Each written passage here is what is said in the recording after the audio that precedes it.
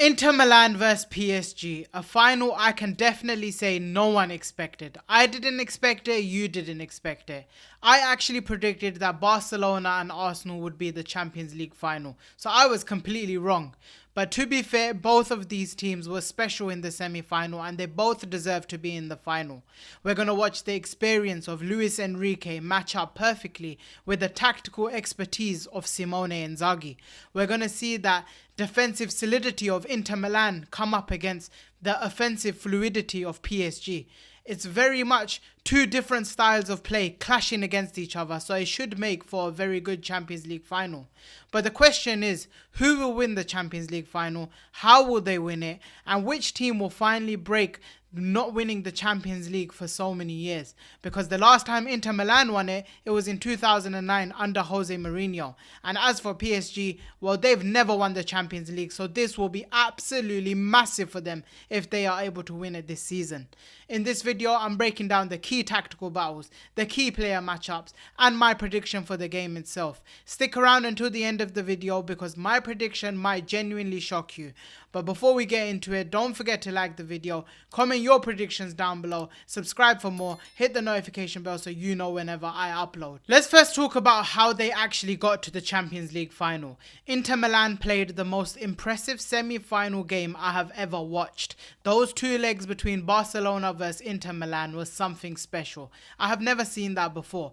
They came up against a team who I believe was favourites for the Champions League at the time, Hansi Flick's Barcelona. The constant attacking pressure from Barcelona in the second half of the second leg when Rafinha put them 3-2 ahead, which meant they were 6-5 on aggregate ahead. It felt inevitable that Barcelona's pressure will make sure they go to the final and not Inter Milan. But this Inter Milan team never know when to call it quits. They never know when they've lost. In the final minutes of the game, Dumfries crosses it and Acerbi, the most obscure goal scorer on the pitch, Acerbi finishes it into the top corner. At 37 years old, that was the first time he's ever scored in the Champions League, and it was an unbelievable finish. It was literally a miracle. It was ridiculous. And that same resilience and strength that Acerbi showed was the same strength Inter Milan showed in extra time when Fratesi scored the winner and put Inter Milan through to the Champions League final. They have been very impressive throughout. Their defensive solidity showed, but in the semi-final, it was their offensive work which ended up getting them into the final. As for PSG, well, all tournament long, they have been the best team to watch, the entertainers of the Champions League.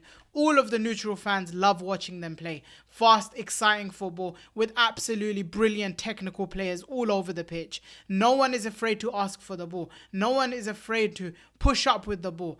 And I'm telling you right now, that freedom that Luis Enrique gives them on the pitch, it's not something that we're used to in modern football with all of the structure, system and tactics.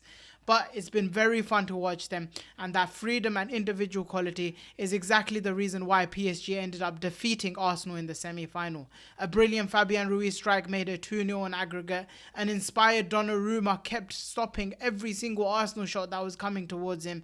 And then Achraf Hakimi finished off the game with a beautiful finish in the centre of the box into the bottom corner to make it 3-0 on aggregate. And despite Bukayo Saka scoring a goal back, it was PSG's game. And the impressive part was there was not a moment in that game where it felt like Arsenal could beat PSG. Did you ever feel like Arsenal would actually beat PSG? Throughout those games, it always felt like PSG were in control. Let's move on to the tactical styles of both teams, and this is what I was talking about when I say different styles of play. Inter Milan have a 3-5-2 in possession, which out of possession can turn into a 5-3-2. We know they have Jan Sommer in goal, who was absolutely brilliant in the second leg against Barcelona. And then they have a 3 at the back with Bastoni, Acerbi and usually Pavard, with the wing backs DeMarco and Dumfries being allowed to push on. And we know how good Dumfries can be pushing on when he got 5 goals or assists in the semi-final against Barcelona. As for DeMarco, he's also good pushing forward. Then moving on to the midfield, they have 3 technical, old but very technical and brilliant midfielders in Çalhanoğlu, Mkhitaryan and Nicolo Barella.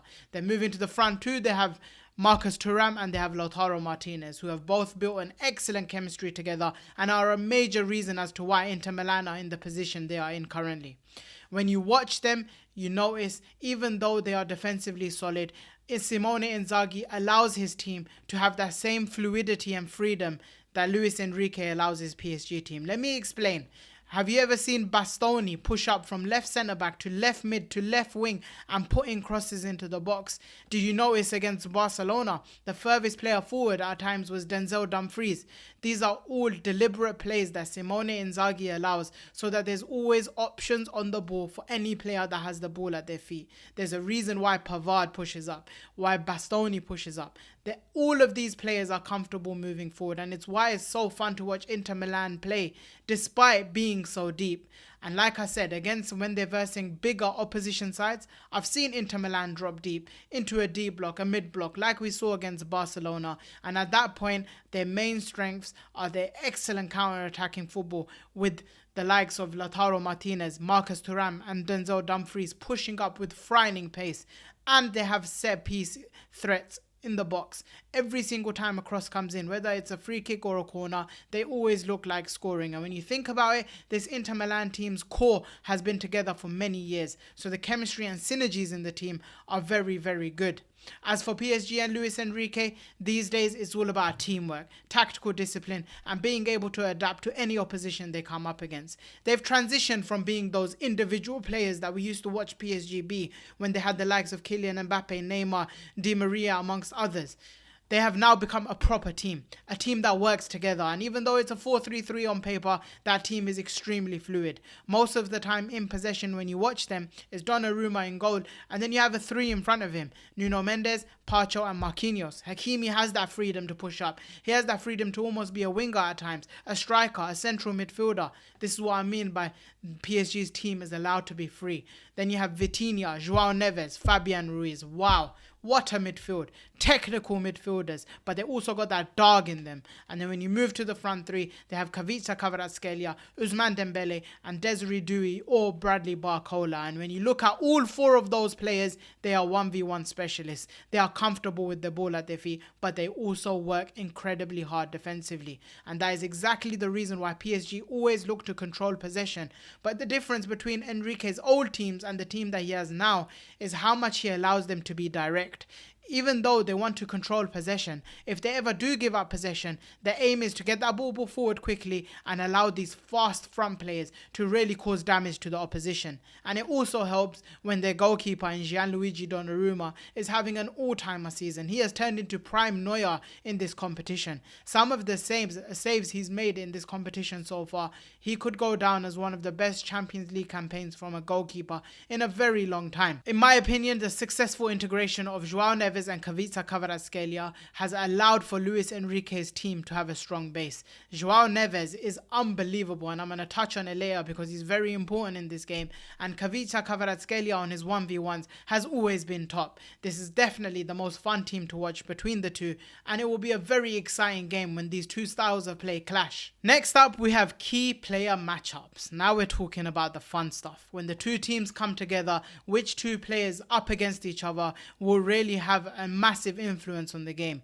The first one we have is Lautaro Martinez versus Marquinhos. And Lautaro Martinez is a striker who can link up play, who has very good hold-up play, and most importantly, he's also very good inside the box with his finishes. As for Marquinhos, as much as he's improved for PSG this season, he definitely has that bozo gene about him. He can make mistakes in big moments, in big games, and I've seen him do it over the years. So, depending on who wins this outcome can depend on how many goals Inter Milan will win. If Marquinhos is on his A game, as he has been alongside Pacho these days, then he'll be able to hold off Martinez, which will really much affect Inter Milan's attack because Martinez and Thuram is the main outlets they have up front. So if they stop one of them, it can be very easy to stop the other one. But if Martinez gets the better of Marquinhos in this game, it could be a very long day for PSG, especially with those runs in behind and the clinical finishing that he shows. Moving on to the next battle, we have Federico Di Marco versus Achraf Hakimi. DeMarco, we saw it in that Barcelona game. In the first leg, Lamine Yamal bullied him. And when DeMarco got bullied, Inter Milan were very easy to open up. Because DeMarco now has to think defensively. He is more suited to thinking offensively because he's a much better attacker than he is a defender. And when he has to start thinking defensively, mistakes start to pop up and it becomes very easy to get past Inter Milan. As for Achraf Hakimi, he's shown to be one of the best offensive fullbacks on the planet right now. He's got about 19 goals or assists for PSG this season. He plays with extra fluidity because of how Luis Enrique allows him to have that freedom.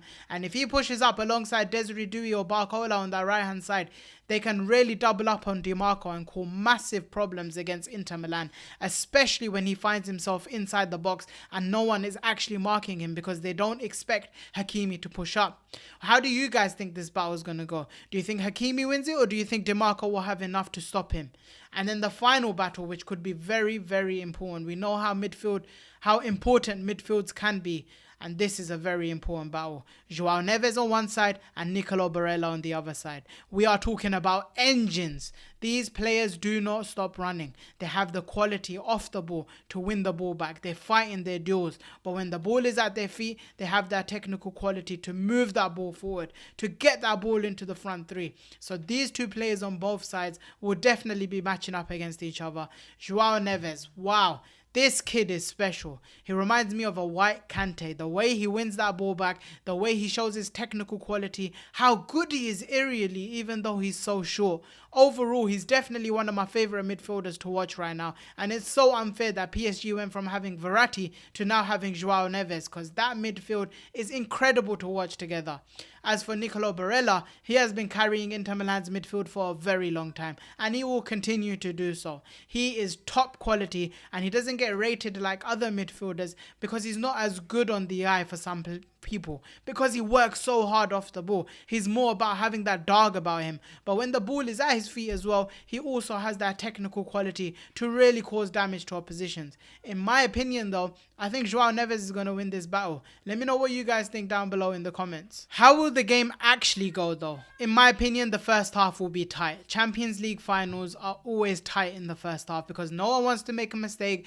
No one wants to attack too much that they end up conceding and it causes them issues. So this is what always happens in Champions Leagues. But in the second half is where I expect PSG to actually win the game. And I'm going to tell you my scoreline at the end and it might surprise you. But the second half is where I've seen Inter Milan be at their weakest.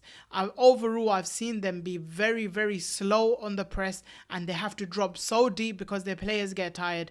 And it worked against Barcelona but against PSG, when you have those three dogs they have in the midfield, I feel like they're going to get overrun. The fact they have Fabian Ruiz, Joao Neves, Vitinha in that midfield, when they get a little bit more space and they're able to get those passes off to Ousmane Dembele in the false nine, and he's starting to find great positions in that number 10 position, and him and Kavica start getting good chemistry going together, I think it's going to be a long, long day for Inter Milan defensively.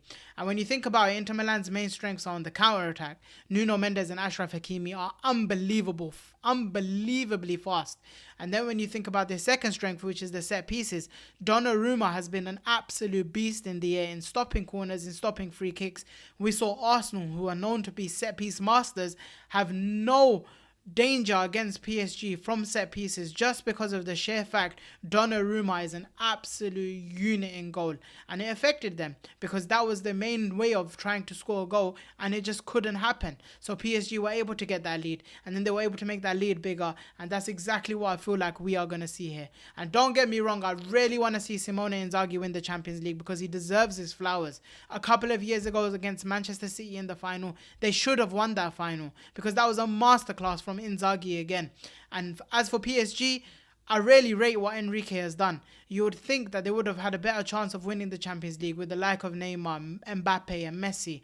But if you watch Luis Enrique's story as a manager and how his recent story has been, especially with what happened with his daughter, you have to respect the job that he's doing. We've all seen that clip of him telling Kylian Mbappe he needs to defend, he needs to work hard off the ball. He finally has the players that are doing that, and he is seeing the success. They've already won Ligue 1, they won the Cup in Ligue 1, they've also in the Champions League final, and they have another final that they need to play.